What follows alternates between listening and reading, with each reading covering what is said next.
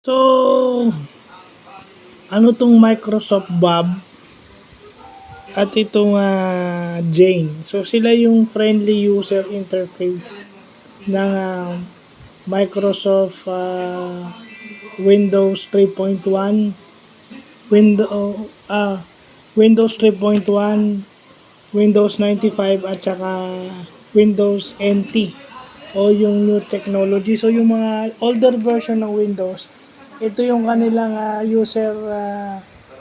friendly user interface. Kumbaga, kung may kailangan ka, yun ang magpo-provide ng needs mo. Kumbaga sila yung virtual assistant ng mga operating system na yun. At itong si Jane is sa Apple II na ginamit sa Commodore 64 and Commodore 128 na computers. So kahit sabihin mong luma, dito natin makikita yung evolution at historical thing ng mga ginagamit natin ngayon na dapat nating makita rin. No, kasi hindi tayo pwedeng hindi tayo pwedeng matuto lang ng bago without knowing kung ano yung dati. Kasi we must learn things from a historical perspective o yung mga dati.